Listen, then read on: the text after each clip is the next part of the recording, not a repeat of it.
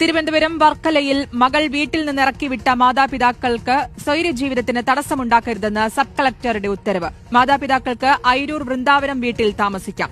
മക്കൾ 3 പേരും ചേർന്ന് ഓരോ മാസവും 10,000 രൂപ നൽകണം. ഭക്ഷണവും മരുന്നും ചികിത്സയും മക്കൾ തുല്യമായ രീതിയിൽ ലഭ്യമാക്കണമെന്ന് ഉത്തരവിൽ പറയുന്നു.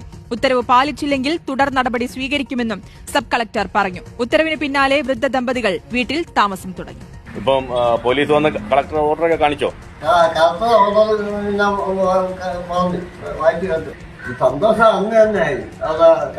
പോയിട്ട് അന്ന് തന്നെ സന്തോഷപ്പെട്ടാണ് വന്നപ്പോഴാണ് ഈ പ്രശ്നം വന്നപ്പോൾ സംഘം കൂടി കേട്ടുകൂട്ടി ഞങ്ങൾ ഭയങ്കര സന്തോഷത്തിൽ ഒന്നാണ്.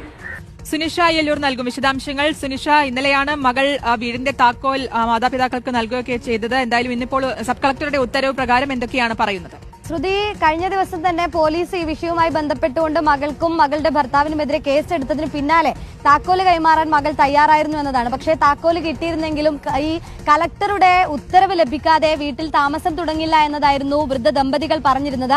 അതിന് പിന്നാലെ ഇന്ന് രാവിലെ തന്നെ സബ് കളക്ടറുടെ ഉത്തരവുമായി അയിരൂർ പോലീസ് എത്തുകയും വീട്ടിലേക്ക് ഇവർ താമസം തുടങ്ങുകയുമാണ് ചെയ്തത്. പ്രധാനമായും ഈ ഉത്തരവിൽ പറയുന്നത് മക്കൾക്കുള്ള ചില